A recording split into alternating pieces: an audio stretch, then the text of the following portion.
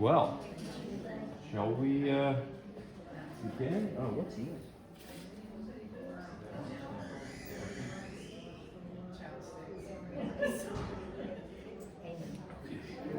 Well, good evening. Good evening. I'm Robert. It's good to be back. I see a lot of familiar faces, and thanks again, Maggie, for having me. I'm going to start with a piece that's actually not so classical. I don't even know what classical means. Music is just genre, it doesn't matter. So this is a folk song from Japan, and it's called Song of the Seashore. It's beautiful. I don't sing, and I don't sing in Japanese, so but if I were to sing, it's a story. It's a man, an older man walking along the coast, the beach, I guess, reflecting on life and nostalgia.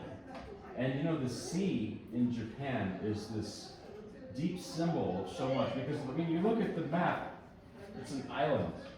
It's you know, the sea is everything. My wife's from Japan. We go there very often. And, I mean, not recently with our little kids, you know, because forget it. Try flying in an airplane. You can't even go to Richmond, Virginia with it. But anyway, so you know, but the sea is just such a part of Japanese culture. So anyway, I'll play the piece and go from there.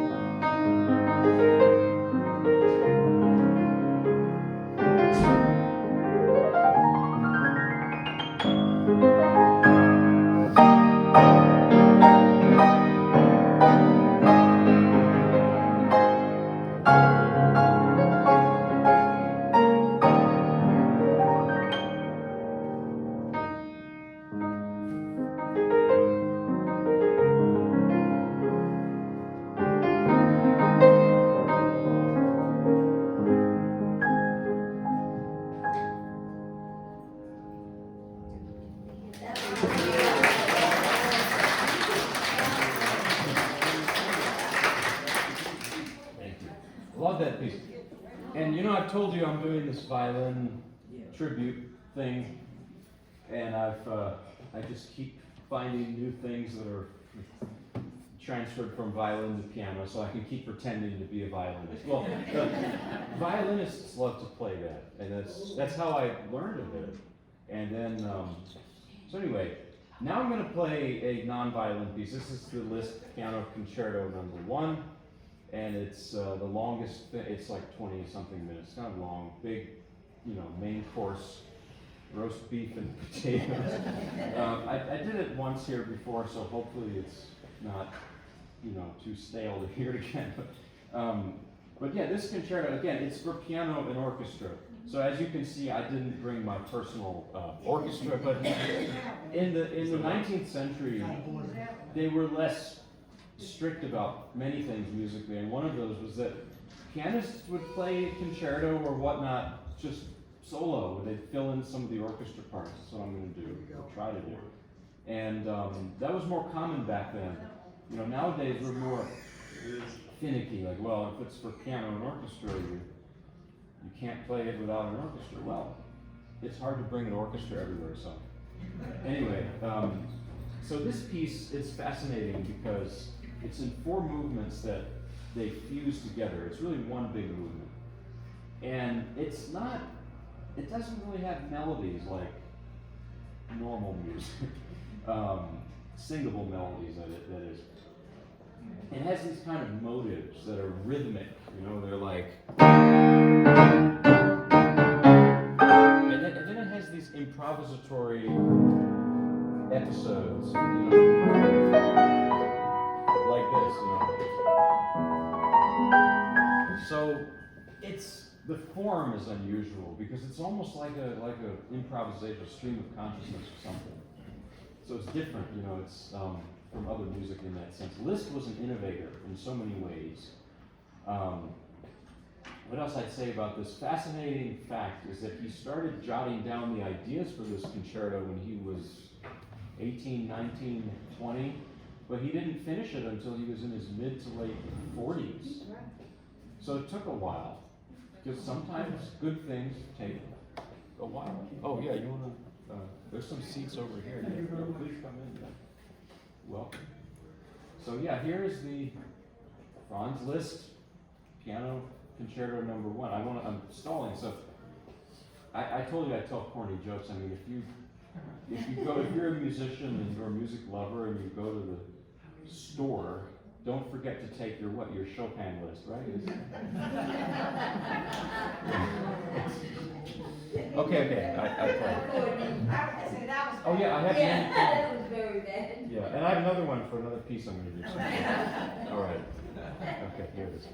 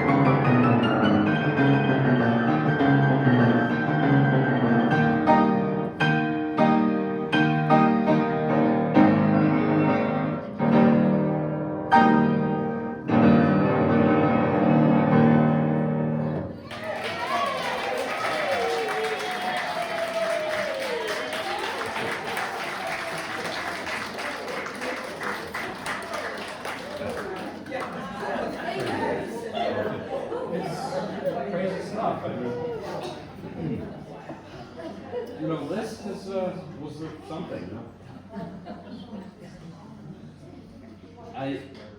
Liszt is. Well, I want to pivot to a different subject. So, actually, I hope that I cut my finger. I don't know if you can see. Yesterday, opening.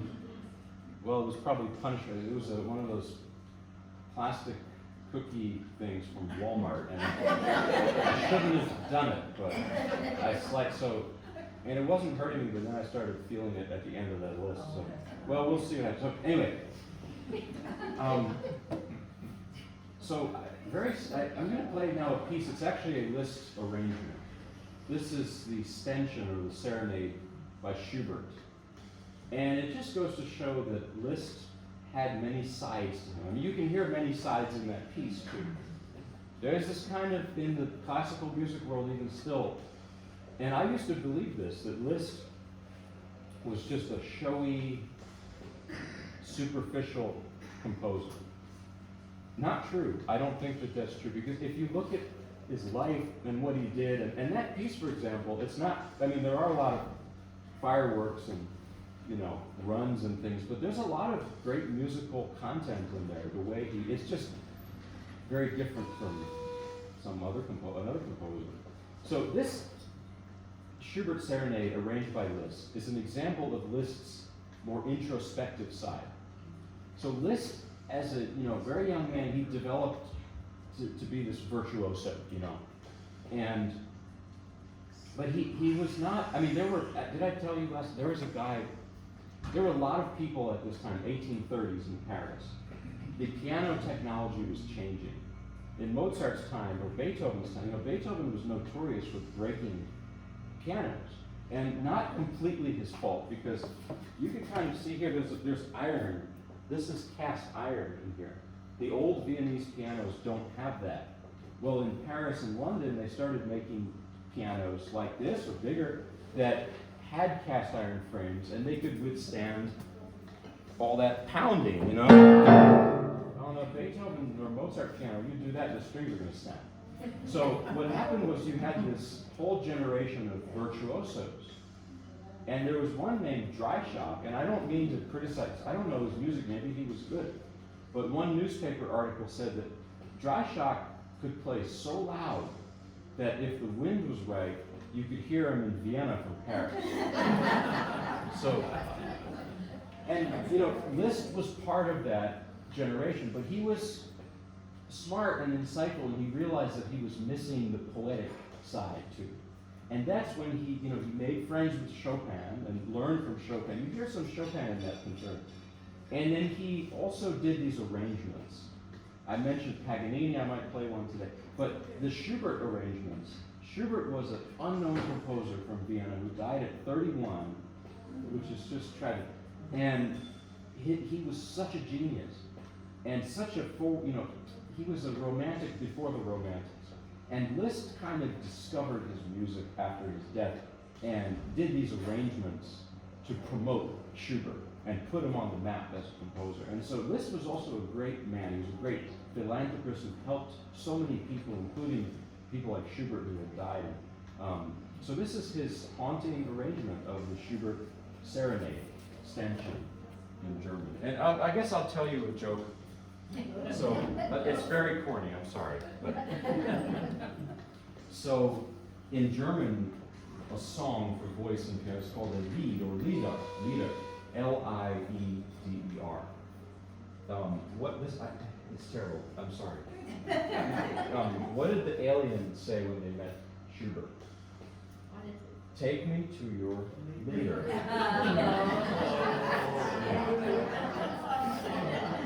I'm sorry, guys. But this piece is, yeah.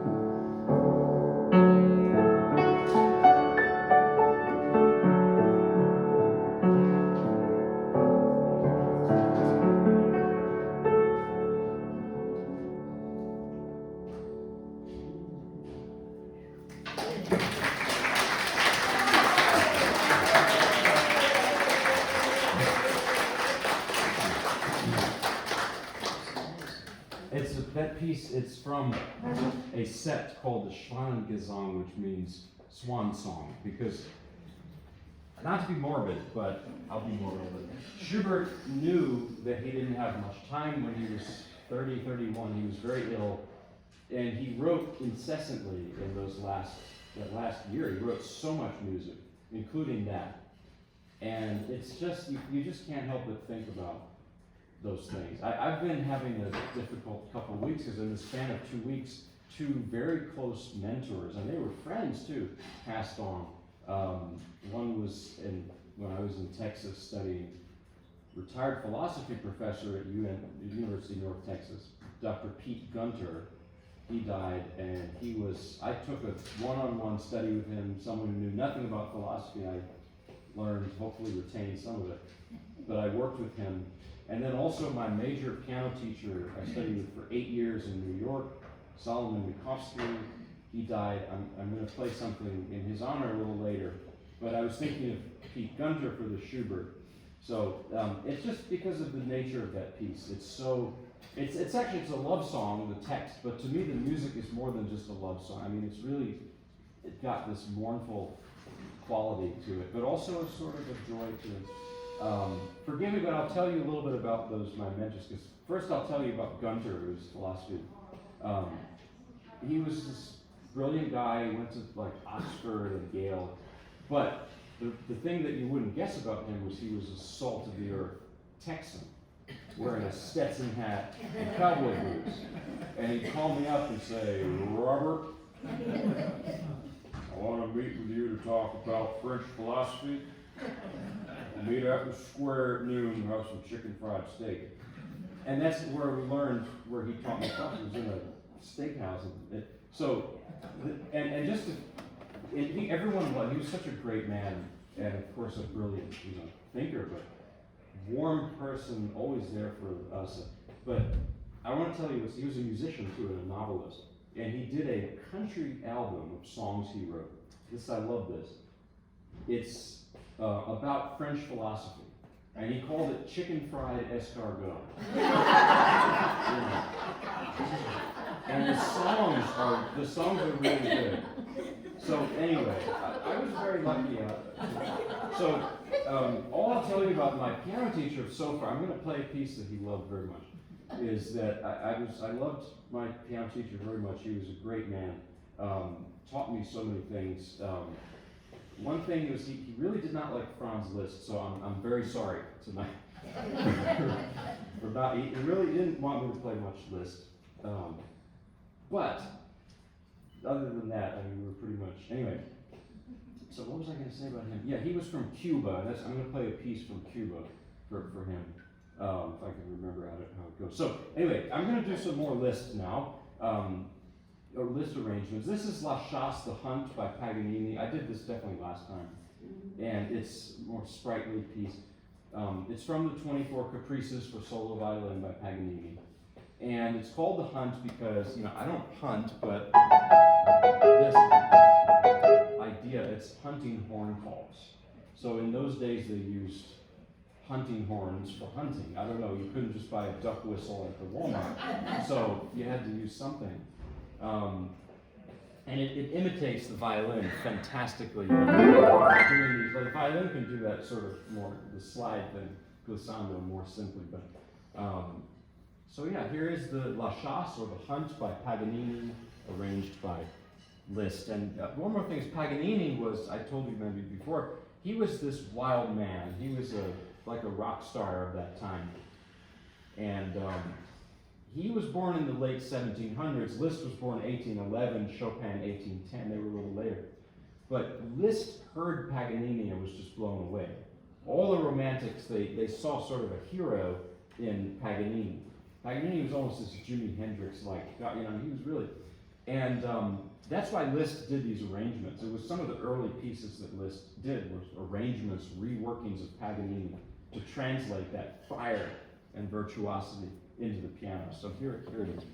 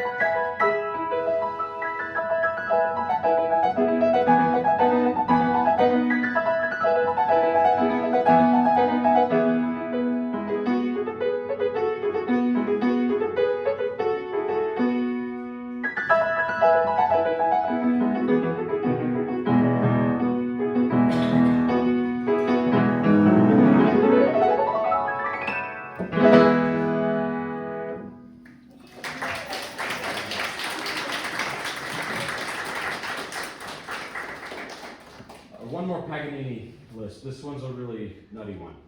I did it here a while ago when the piano was a little out of tune. So now the piano is in tune. So this is called La Campanella. Good luck to all of us. It's a really crazy one. And it's from the second violin concerto by Paganini, last movement, original. And this is heavily, heavily changed by Liszt. And I'm playing the Busoni version of the Liszt version. Busoni was another composer. So it's even different. So there's many, many versions of this thing. Campanella means little bell. And you can hear the little bell sound incessantly in the higher range of the piano throughout the piece. Wait a minute. Uh-oh. Okay, well, I hope that works. I'll play light. So that is the little bell. And it's almost obnoxious at times. It's almost like a little gnat or something. It's just non-stop through the piece. So, anyway, I'll see what I can do with it.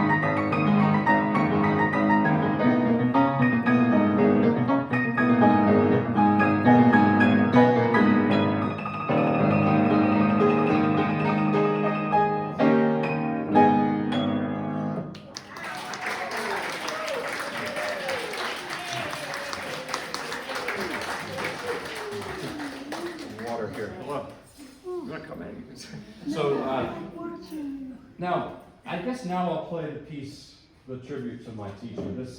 The last three I'll do are Spanish-speaking countries from there. So two of them are going to be from Spain, and this one's from Cuba.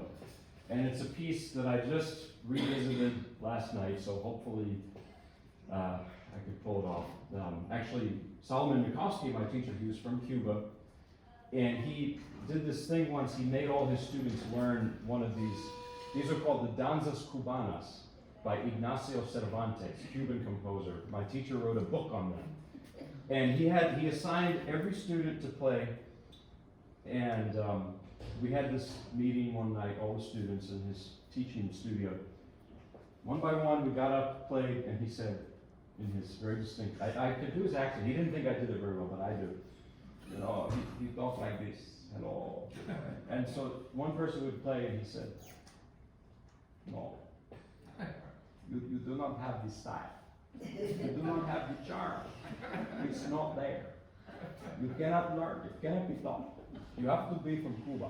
So, okay. So one by one, and then I got up there, and I'm going to show him, and he said, Buxton. No. You know, get into that. So I hope that he'll somehow appreciate it. But so this is a piece that's called Adios a Cuba. It's one of the Danzas Cubanas, Cervantes, I believe he left Cuba forever, and he wrote this piece at that time. And so did my teacher. He did return a couple times, but I mean, he essentially, you look at the history of Cuba. It's he left, his family left, and he never went back. And he carried this nostalgia with him. And I know he loved this piece very much. He talked about it as being symbolic of what he experienced. Again, I'm not from Cuba, and probably he would tell me, you don't have it. But I just felt compelled to do it. What else I was going to say? My teacher was really. This is what I value so many things. But I was thinking, what was something that was really defined him? And I'll tell you what it is. He wasn't impressed with fast and loud. That's what it was. You could play fast and loud, and he would say, "That's great, but you haven't fooled me." Because what's really important is softer music with less notes, and then making that expressive. Fast and loud is great, it's fun, but he said that's what's really important and hard to do. And so that is something, to remember always, among so many things. So this is Adios a Cuba, Goodbye to Cuba, by Ignacio Cervantes.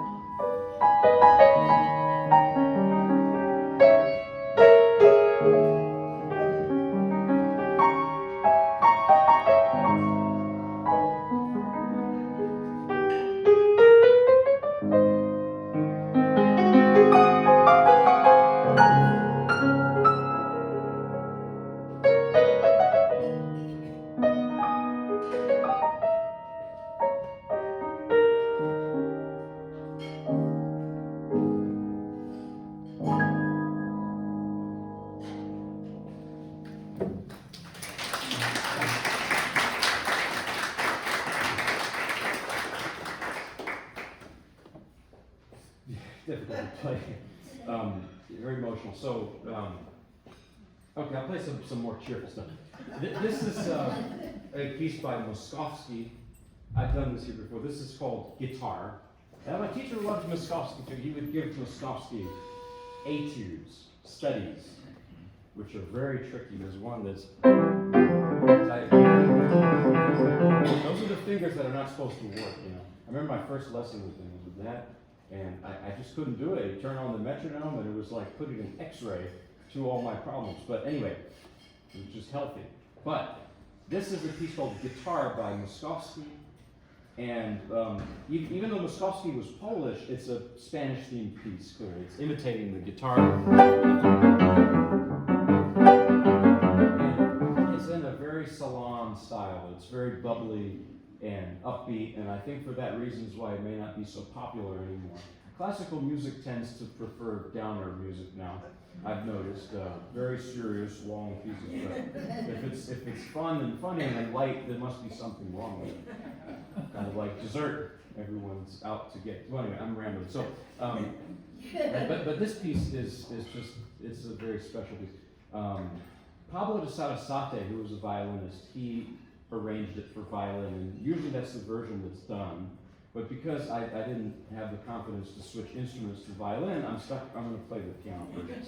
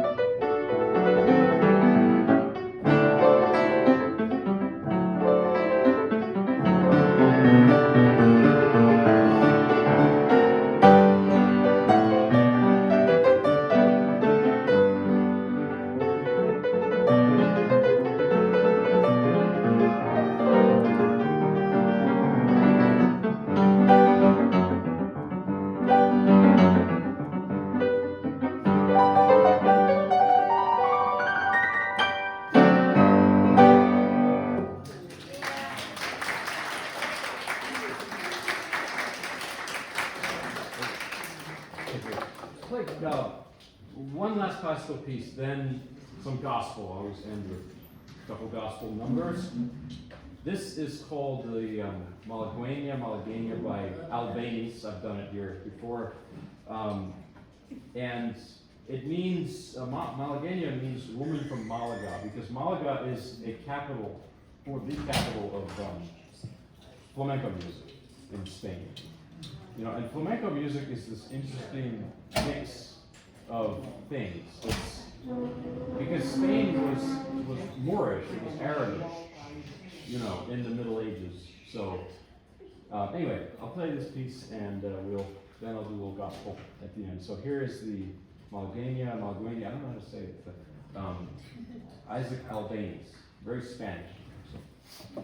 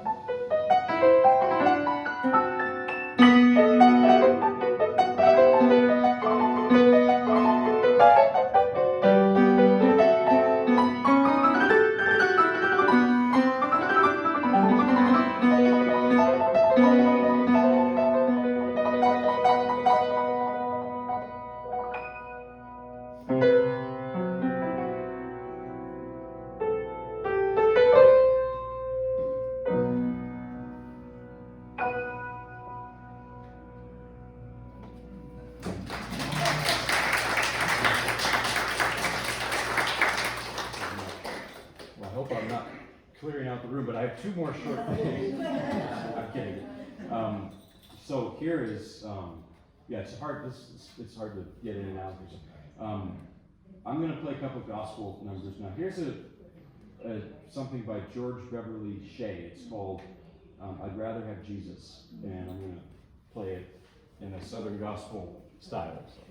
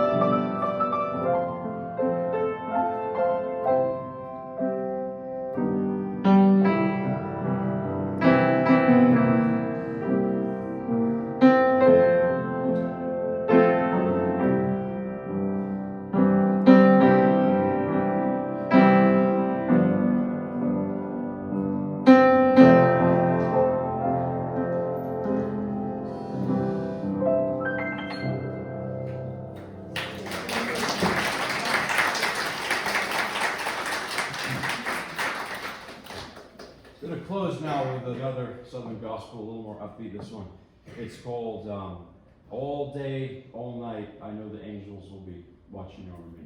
So.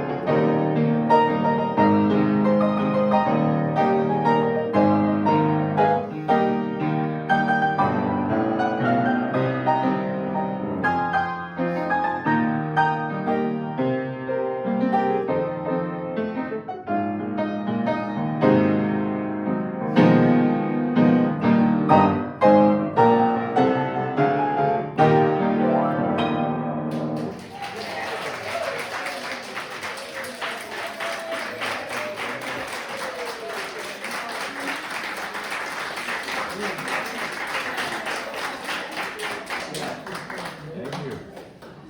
Well, have a wonderful weekend. Thank you so much. It's Friday, we made it. Oh, let me turn this thing up.